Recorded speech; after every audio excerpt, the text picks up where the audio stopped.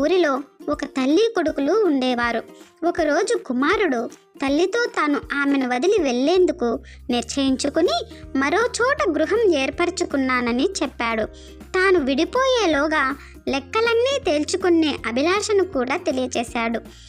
విడిపోవటం అనే ఆలోచన పట్ల తాను చింతించినా తమ మధ్య లెక్కలు తేల్చుకోవటం ఏమిటో తనకు బోధపడలేదని తల్లి అతనితో స్పష్టంగా చెప్పింది. అప్పుడు అతను ఇలా అన్నాడు. ఖర్చులకు సంబంధించిన అనేక వ్యయ పట్టికల క్రింద తాము ఒకరికొకరు డబ్బు బాకీ పడ్డామని కొడుకు వివరించాడు. తనను పెంచి పోషించినందుకు తాను ఆమెకు కొంత డబ్బు రుణపడ్డానని అతడు చెప్పసాగాడు.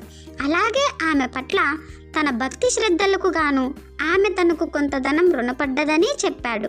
చాలాసేపు అతడు సమ్మతింప చేయడంతో ఆమె లెక్కలు తేల్చుకునేందుకు అంగీకరించింది. అతనికి సబబు అని తోచినట్లుగా జమా ఖర్చు లెక్కలను సిద్ధం చేయమని ఆమె కొడుకుకు సూచించింది. జాబితాలో కొన్ని విడిచిపెట్టబడినవి ఉన్నట్లయితే, ఏవైనా మార్పులు చేయవలసి వచ్చినట్లయితే వాటిని చివరిలో తాను సూచిస్తానని, అతడు వాటిని అంగీకరించాలని కూడా ఆమె చెప్పింది. ఈ సూచనల కొరకు చాలా సంతోషించి ఇక అంగీకరించాడు ఆ కొడుకు. ఆ పిచ్చి తల్లికి మనసు సరిలేదని కూడా అతను అనుకున్నాడు. చివరికి తల్లే అతనికి చెప్పుకోతగినంత పెద్ద మొత్తం బాకీ ఉన్నట్లుగా అతడు ఒక పట్టికను తయారు చేశాడు. ఇక ఆ పట్టికలోని అంశాలు, దానికి సంబంధించిన మొత్తాలు విని అంగీకారం తెలుపుతూ వచ్చింది. ఇక ఆఖరికి అంకె వెల్లడి కాగానే ఆమె కుమారునికి ఒక అంశం విడిచినట్లుందని ఎత్తి చూపించింది.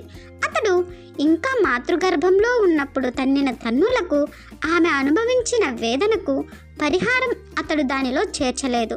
అతడు ఈ అంశం కూడా పట్టికలో చేర్చేందుకు అంగీకరించి దానికి కావలసినంత డబ్బు ఎంతో చెప్పమని అడిగాడు ఆ తల్లిని. ఇక ఆ తల్లి అతనికి చెల్లించవలసిన మొత్తం డబ్బు ఎంతో, దానికి సమానమైన మొత్తాన్ని నష్టపరిహారంగా ఇవ్వమని కోరింది.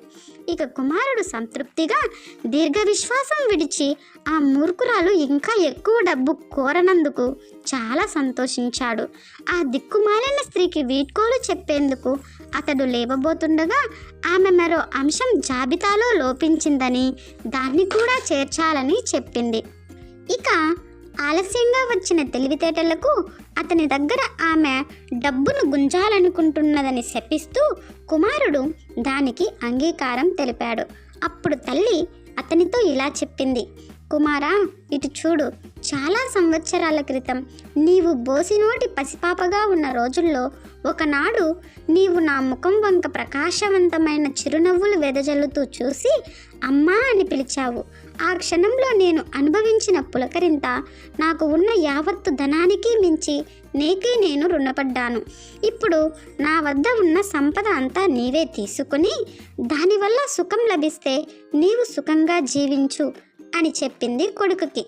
ఇక ఆ కొడుకు మాతృమూర్తి ప్రేమ, సౌజన్యం, వివేకం కంటే ఏదీ విలువైనది కాదని ఆ క్షణంలో అతడు గుర్తించగలిగాడు.